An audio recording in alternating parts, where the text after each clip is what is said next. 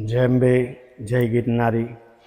આજના પાછા સત્ય કા માર્ગ ક્યા હે યુટ્યુબ ચેનલના માધ્યમથી આપણે ફરી એકવાર આપણા સત્યનું જાણકારી આપણને પ્રાપ્ત થાય.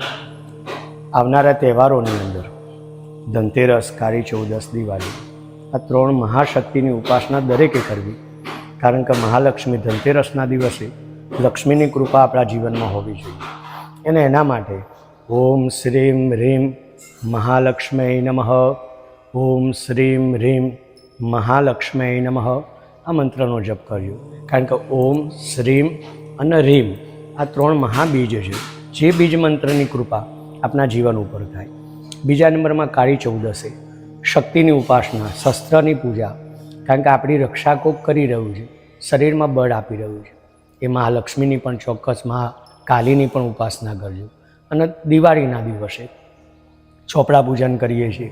અને ઘણી વખત આપણા જોડે નોકરી હોય, આપણે કદાચ કંપનીમાં કામ ન કરતા હોય, આપણા કંપનીના ચોપડાની પૂજા ન કરીએ, પણ શાસ્ત્ર તો એવું કહે છે કે એ દિવસે તમારા ઘરની અંદર જે ભગવાનના, કારણ કે મારા ઘરની અંદર નાનપણથી મેં જોયેલું કે ગીતાજીનું પાઠ હોય, ચાહે આનંદના પાઠનું પુસ્તકનું પણ પૂજન મારી મમ્મી નિત્ય કરતી. એટલા માટે સરસ્વતીની પૂજા પુસ્તક સ્વરૂપે, કારણ કે અને લક્ષ્મી પૂજન કરો તે વખતે ચોક્કસ યાદ રાખજો, એકલા લક્ષ્મી માતાને ના પૂછશો, સાથે નારાયણની પણ ઉપાસના કરો. કારણ કે આપણે ધન્વંતરી તીરસ કહેવાય છે. ધન્વંતરી એટલે ભગવાન ઔષધ, ધન્વંતરી ભગવાન જે અમૃત લઈને નીકળ્યા હતા, એ દિવસે લક્ષ્મી પણ નીકળ્યા હતા. પણ પહેલી પૂજા નારાયણની કરો ધન્વંતરી સ્વરૂપે.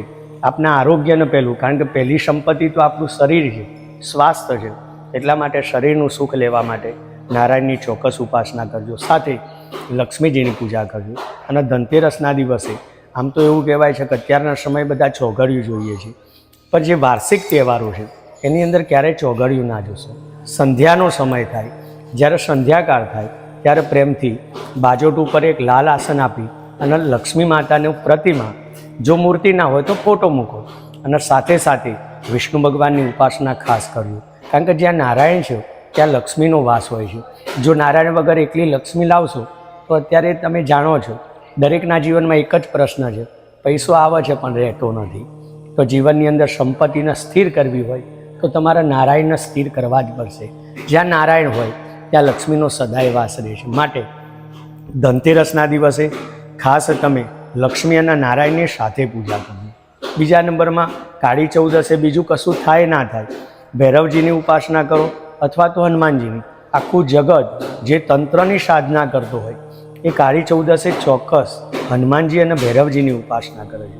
ભૈરવજીનું નામ બોલો, ઓમ કાલ ભૈરવાય નમઃ, ઓમ કાલ ભૈરવાય નમઃ. પણ સાથે તમને હનુમાન ચાલીસા તો આવડતી જશે.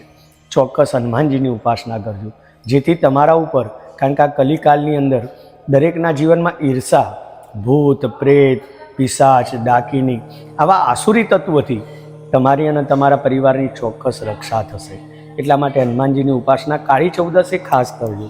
અને સાથે દિવાળીના દિવસે, જે દિવસે રામ ગાદીએ બેસવાના હતા, એ પહેલાં આખા વિશ્વની અંદર દીપોત્સવ થયો હતો, દીવાનો ઉત્સવ, દીવાથી આખું પૃથ્વી પ્રકાશિત થઈ હતી.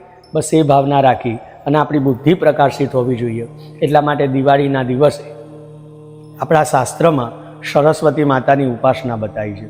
તો ચોક્કસ આ 3 દિવસના તહેવારમાં તમે આપ ઉપાસના કરજો, એવી હૃદયથી પ્રાર્થના. અને બ્રાહ્મણ તરીકેના મારા આશીર્વાદ ચોક્કસ આપ બધાના જીવન ઉપર પ્રાપ્ત થાય.